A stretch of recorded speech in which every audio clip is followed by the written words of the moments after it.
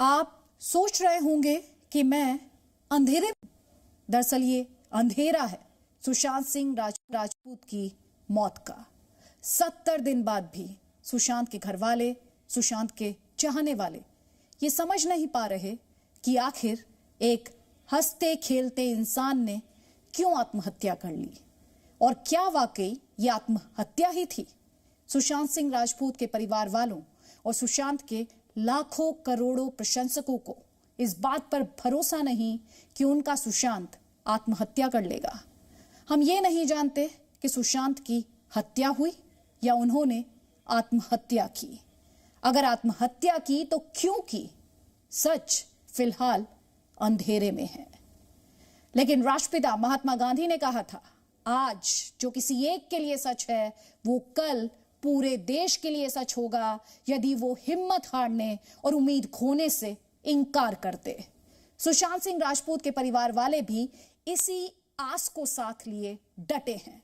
सुशांत की न्याय यात्रा की सारथी बनी है सीबीआई, जो करीब 70 घंटों से सुशांत की मौत की कड़ियां जोड़ रही है, हर एंगल और सबूत टटोल रही है।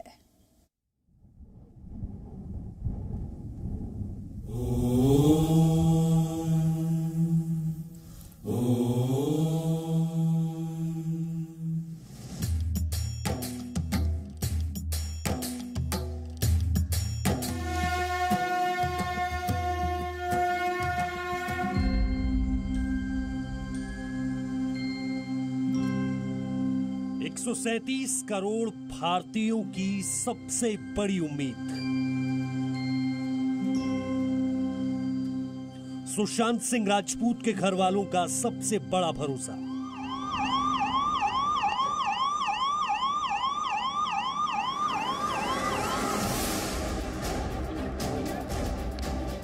सुशांत सिंह राजपूत की मौत के 70 दिन बाद भी सबसे बड़ा सवाल यह है कि क्या सुशांत ने आत्महत्या की या फिर क्या सुशांत की हत्या हुई।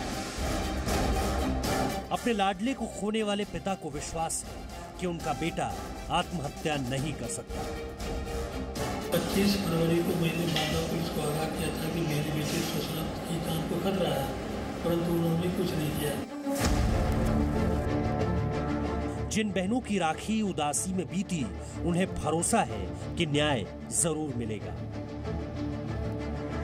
Request everyone to stand together and demand for CBI inquiry for Sushant.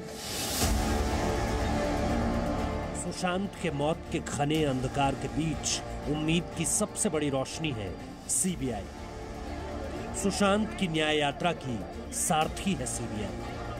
करीब 70 घंटे से सीबीआई की टीम मुंबई में सच का एक एक सिरा ढूंढ रही है और 70 घंटे में ही सुशांत की मौत में सच को छुपाने वालों का जाल अब पूरी तरह से टूटने लगा है। सुशांत के लिए जो चक्रव्यूह रचा गया, उस चक्रव्यूह की दीवारें धीरे धीरे दरकती दिख रही है।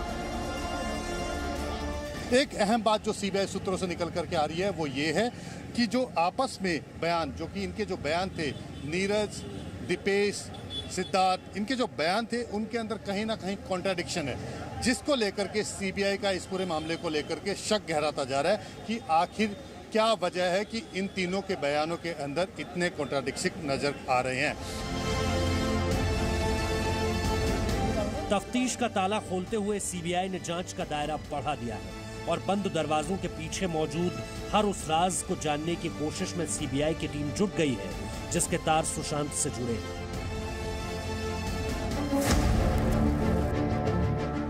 जांच के तीसरे दिन सीबीआई की एक टीम हिंदुजा अस्पताल पहुंची। परिवार ने हिंदुजा अस्पताल के डॉक्टर पर साजिश के आरोप लगाए हैं, तो वहीं सीबीआई की एक टीम वाटरस्टोन रिजॉर्ट भी पहुंची। बताया जाता है कि रिया के कहने पर सुशांत लंबे समय तक इस रिजॉर्ट में रहे थे। वाटरस्टोन रिजॉर्ट में सुशांत की काउंसलिंग भी हुई थी। सीबीआई की टीम सुशांत के घर का मुआयना पहले ही कर चुकी है। सीबीआई की टीम अपने साथ सुशांत के स्टाफ नीरज सिंह और दीपेश सावंत समेत सुशांत के दोस्त सिद्धार्थ पिठानी को भी ले गई और क्राइम सीन को रिक्रिएट करने का फैसला किया गया। साथ ही ये जानने की कोशिश की कि आखिर 14 जून को सुशांत के साथ क्या हुआ था। खास बात यह है कि सीबीआई की टीम कल अकेले सुशांत के घर पर नहीं गई थी, बल्कि सीबीआई की टीम के साथ फॉरेंसिक टीम भी थी। फॉरेंसिक टीम ने सुशांत के कमरे के हर कोने का अच्छे ढंग से मुआयना किया है। फॉरेंसिक टीम ने अपनी जांच में कुछ अहम सबूत भी इकट्ठा किए हैं। अपनी स्क्रीन पर आप जो तस्वीर देख रहे हैं वो सुशांत सिंह राजपूत के घर की है। आप देख सकते हैं कि किस तरह कमरे की जांच हो रही है, तस्वीरें ली जा रही हैं। सीबीआई की एक टीम कूपर हॉस्पिटल पहुंची। सूत्रों के मुताबिक सीबीआई टीम ने सुशांत का पोस्टमार्टम करने वाले डॉक्टर से भी पूछताछ की है। इससे पहले सीबीआई की टीम बांद्रा पुलिस स्टेशन पहुंची थी, जहां पर सुशांत की मौत के बाद रिपोर्ट दर्ज की गई थी। बांद्रा पुलिस स्टेशन में सीबीआई की टीम ने मुंबई पुलिस के अधिकारियों से जानकारी ली और मुंबई पुलिस से हैंडओवर लिया। इतना ही नहीं, सीबीआई ने बांद्रा पुलिस से इस मामले की केस डायरी के अलावा कुछ अन्य पेपर्स भी लिए, जिनमें ऑटोप्सी रिपोर्ट और फॉरेंसिक रिपोर्ट शामिल है। सीबीआई की टीम के सामने अब कुछ चुनौतियां भी हैं, लेकिन उन चुनौतियों का सामना करने के लिए सीबीआई कमर कस चुकी है और इसकी शुरुआत सुशांत के घर के साथ साथ उस स्टाफ से हुई है जो सुशांत की मौत वाले दिन उस घर में मौजूद थे। सुशांत के कुक नीरज सिंह, दोस्त सिद्धार्थ पिठानी और दीपेश सावंत, इन सभी से सीबीआई पूछताछ कर चुकी है और इसी पूछताछ के आधार पर जांच आगे बढ़ा रही है। अंकुर त्यागी और नित्यानंद शर्मा के साथ जितेंद्र शर्मा, जी मीडिया, मुंबई।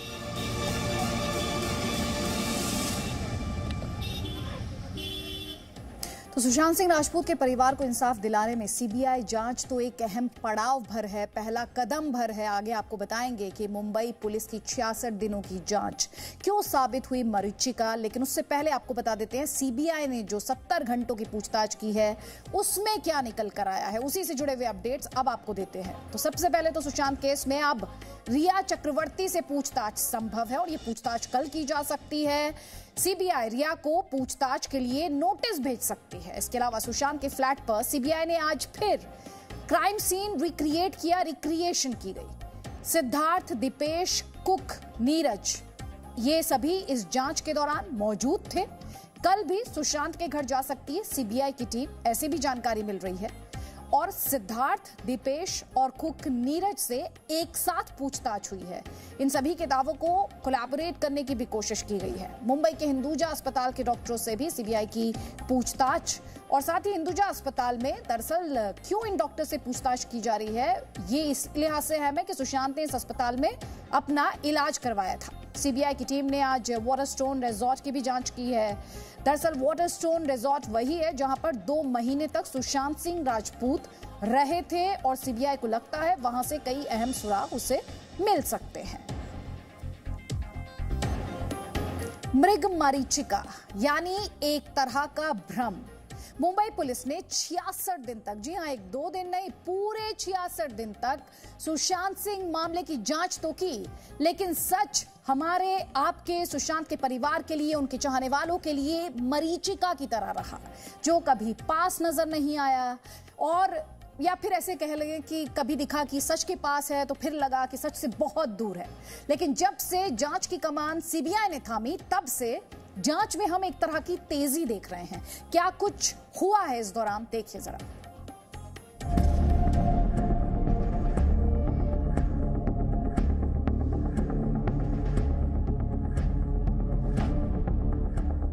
हताशा, निराशा, नाउम्मीदी और इंसाफ की दूर दूर तक कोई आस नहीं। 14 जून 2020 के बाद से जब तक सुशांत सिंह राजपूत केस मुंबई पुलिस के हाथ में था, मामला सुलझ ही नहीं रहा था। 66 दिन में मुंबई पुलिस ने कुछ ऐसा नहीं किया जिससे इस पूरे मामले में इंसाफ की आस लगाए देश को कोई उम्मीद की किरण नजर आए। आमतौर पर किसी भी मामले में एफआईआर दर्ज होना पुलिस की प्राथमिकता होती है, लेकिन सुशांत की मौत के मामले में घर वालों के सवाल उठाने के बाद भी मुंबई पुलिस ने केस दर्ज नहीं किया। मुंबई पुलिस जो जांच कर रही थी वो सिर्फ और सिर्फ इंक्वेस्ट इंक्वायरी कर रही थी, यानी कि किसी तरह का मामला दर्ज नहीं किया गया था। जबकि सीबीआई इसमें बकायदा मामला दर्ज करके, जिसमें कौन आरोपी है उसके खिलाफ मामला दर्ज करके इस पूरे मामले की जांच कर रही है। सीबीआई बेहद प्रोफेशनल तरीके से, साइंटिफिक तरीके से इस पूरे मामले की जांच कर रही है। वहीं मुंबई पुलिस ने इस पूरे मामले को बेहद गैर जिम्मेदाराना ढंग से इन्वेस्टिगेट किया। मुंबई पुलिस से बढ़ती नाउम्मीदी के बीच ही सुशांत मामले में सीबीआई जांच की मांग उठने लगी। पहले सीबीआई जांच को सुब्रमण्यम स्वामी की आवाज मिली और फिर तो सुशांत का परिवार, बिहार की सरकार और पूरे देश की एक ही पुकार थी, सुशांत मामले में सीबीआई जांच हो। और अब तस्वीर आपके सामने है। मुंबई पुलिस जो 66 दिन में नहीं कर पाई, उससे बेहतर सीबीआई अब तक की अपनी 3 दिन की कार्रवाई में करके दिखा चुकी है। सीबीआई ने इस मामले का सिरा मुंबई पुलिस की तरह नेपोटिज्म या बॉलीवुड की गंदी राजनीति से नहीं पकड़ा, बल्कि एफआईआर के आधार पर जांच शुरू की। मुंबई पुलिस जहां एडीआर के तहत गैर जरूरी लोगों से सिर्फ इंक्वायरी कर रही थी, वहीं सीबीआई ने एफआईआर के तहत गवाहों को साथ रखकर हर कदम आगे बढ़ाया और तेजी से हर पहलू की दोबारा जांच शुरू कर दी। सिद्धार्थ पिठानी, दीपेश सावंत और रसोइये नीरज के साथ सीबीआई ने सीन रिक्रिएट किया और जिस तरह की डिटेलिंग के साथ इसे पूरा किया गया, मुंबई पुलिस की जांच इसके आसपास भी नहीं थी। मुंबई पुलिस की ज्यादातर तफ्तीश बॉलीवुड के इर्द गिर्द घूमती रही। 7 जुलाई मुंबई पुलिस ने संजय लीला भंसाली का बयान दर्ज किया। इसके बाद 10 जुलाई को सुशांत की आखिरी फिल्म दिल बेचारा की एक्ट्रेस संजना सांघी से पूछताछ हुई। 18 जुलाई को आदित्य चोपड़ा का बयान दर्ज किया गया। 21 जुलाई को सुशांत के खिलाफ ब्लाइंड आइटम्स लिखने पर फिल्म समीक्षक राजीव मसंत से पूछताछ हुई और फिर 27 जुलाई को मुंबई पुलिस ने महेश भट्ट का बयान दर्ज किया। दूसरी ओर जांच शुरू करते ही सीबीआई की टीम ने सभी कड़ियां टटोलनी शुरू कर दी। सुशांत के हाउस मैनेजर सैमुअल मिरांडा से 5 घंटे पूछताछ की गई और सुशांत के कुक नीरज सिंह से 12 घंटे तक पूछताछ हुई। सुशांत के दोस्त सिद्धार्थ पिठानी से डीआरडीओ गेस्ट हाउस में पूछताछ हुई तो पोस्टमार्टम करने वाले डॉक्टर्स से सीबीआई ने जो सवाल किए, वो अहम सवाल मुंबई पुलिस ने कभी जानने जरूरी ही नहीं समझे और इसलिए तो सीबीआई फुल एक्शन में नजर आ रही है और सीबीआई जांच के 7 घंटे मुंबई पुलिस की जांच के 66 दिनों पर भारी नजर आ रहे हैं। मुंबई से जितेंद्र शर्मा और अंकुर त्यागी के साथ ब्यूरो रिपोर्ट, जी मीडिया।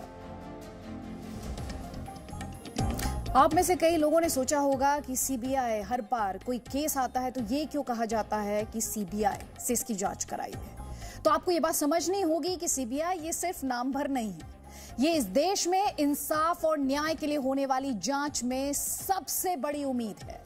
जब भी किसी मामले की गुत्थी उलझ जाती है तो पूरे देश की नजर सीबीआई पर जा टिकती है।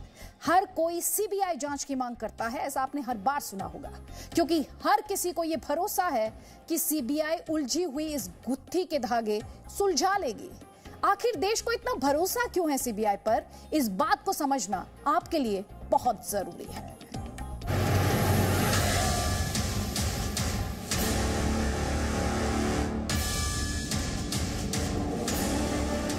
सच चाहे राजनीति की गलियों में छिपा हो, चाहे केस हत्या का हो, पड़ताल देश में या परदेश में, देश के भरोसे का सबसे बड़ा नाम है सेंट्रल ब्यूरो ऑफ इन्वेस्टिगेशन यानी सीबीआई। हर हाल में सच को ढूंढ निकालने का सीबीआई का संकल्प इस जांच एजेंसी को सबसे भरोसेमंद बना देता है। सीबीआई को अपनी शक्तियां Delhi special police establishment act 1946 से मिलती है। जांच के लिए सीबीआई की टीम के लिए एसओपी यानी जांच की प्रक्रिया पहले से ही तय होती है। 14 साल बाद हाल ही में सीबीआई ने अपने एसओपी में बदलाव भी किया ताकि समय के हिसाब से किसी जांच को पूरा किया जा सके और इसलिए सुशांत की मौत के मामले में भी सीबीआई पर देश की उम्मीद टिक गई है। सीबीआई एक बेहद प्रोफेशनल एजेंसी है और अपने एसओपी के आधार पर ही पूरे मामले की जांच करती है।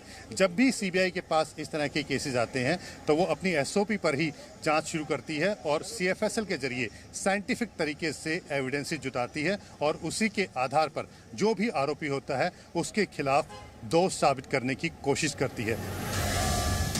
सीबीआई जब भी किसी जांच को अपने हाथ में लेती है तो पूरी निष्पक्षता के साथ जांच करती है, क्योंकि इसमें जो अफसर आते हैं वो अलग अलग राज्यों से डेपुटेशन पर आते हैं। लिहाजा जांच में जुटे अफसर बिना किसी दबाव के काम करते हैं। बड़ी और अहम बात यह है कि जांच में जुटे हर अधिकारी को ये पता होता है कि बड़े अधिकारियों की नजर उनके कामकाज पर है, इसलिए जरा सी भी चूक उन्हें भारी पड़ सकती है।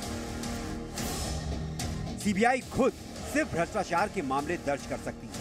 ये जांच भी सिर्फ केंद्र के कर्मचारियों की गड़बड़ी को लेकर दर्ज हो सकती है। किसी राज्य में दर्ज हुए आपराधिक मामलों की जांच राज्य सरकार की अनुशंसा पर सौंपी जाती है या फिर हाई कोर्ट और सुप्रीम कोर्ट सीबीआई जांच का आदेश दे सकती है। यही वजह है कि सीबीआई जांच पर लोगों का पूरा भरोसा है। सीबीआई टीम बेहद पेशेवर तरीके से किसी जांच को पूरा करती है, जैसा कि सुशांत सिंह राजपूत के मामले में भी नजर आ रहा है। मुंबई से जितेंद्र शर्मा के साथ ब्यूरो रिपोर्ट, जी मीडिया। तो हमारी इस रिपोर्ट से आपको समझ आया होगा कि सीबीआई पर देश भर के लोगों के भरोसे की सबसे बड़ी वजह है कि जब कोई भी केस उसे जांच के लिए मिलता है तो उसकी जवाबदेही सिर्फ कोर्ट के प्रति होती है। सीबीआई पर किसी भी तरह का राजनीतिक दबाव नहीं होता है। हालांकि ये बात और है कि इसके बाद देश की सबसे बड़ी अदालत ने सीबीआई को पिंजरे में बंद तोता कहा तो सवाल उठे। साथ ही साथ कई ऐसे मामले भी आए जहां सीबीआई की पेशेवर जांच के बाद भी सच सामने नहीं आ सका। सीबीआई के लिए ये मामले भंवर जाल की तरह रहे।